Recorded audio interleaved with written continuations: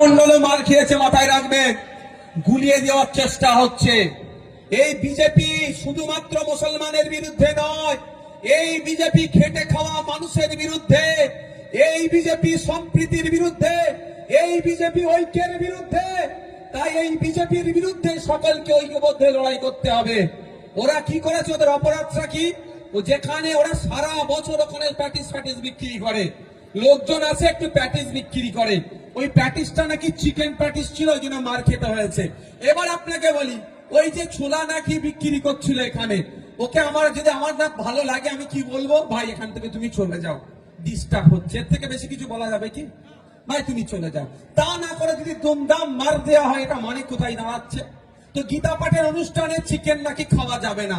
আমার হিন্দু সমাজ সম্পর্কে অত ডিপলি আমার মানে জ্ঞান নাই, আমি গীতা ডিপলি পড়িও নি, সুতরাং আমি বলতে পারবো না ওখানে লেখা আছে কি না নাই, আমি এই বিতর্কে যাব না। তারপরেও বলছি, যদি মনে করে ওখানে চিকেন খেলে অপরাধ, তাহলে ওকে বলা দরকার, ভাই তুমি চলে যাও, এখানে এসব বিক্রি করবে না।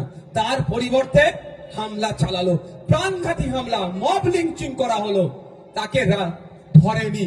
যখন আপনি আমি ফেসবুকে লেখালেখি, সোশ্যাল মিডিয়া, গণমাধ্যমে যখন এটা নিয়ে চর্চা হচ্ছে, তৃণমূলের যখন সমালোচনা করা হচ্ছে যে বিজেপির যে ওই যে সাম্প্রদায়িক শক্তির বিরুদ্ধে ব্যবস্থা কেন নেওয়া হচ্ছে না, আমরা দেখলাম ভোরের বেলা গ্রেফতার করলো, সকাল বেলায় প্রায় জামিন পেয়ে গেল, নতুন ভোর আসলো না, জামিন পেয়ে গেল। এটা বুঝতে হবে। তা আপনি আমি চেষ্টা করছি বিজেপিকে আটকাবো, আপনি আমি একা আটকাতে পারবো না। যদি সরকার না চাই, যদি এই সরকার থাকে, বিজেপিকে আটকানো যাবে না। যদি বিজেপিকে আটকাতে চান, এই সরকারটাকে চেঞ্জ করতে হবে, তাহলে বিজেপি এমনি আটকে যাবে।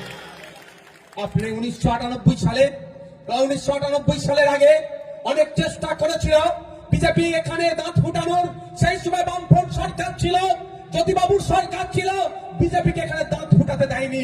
যতবারই বিজেপি নামক চারা গাছ বপন করেছে, জ্যোতিবাবু তখনই বিশেষ ফেলে দিয়ে চারা গাছকে নির্মূল করেছে।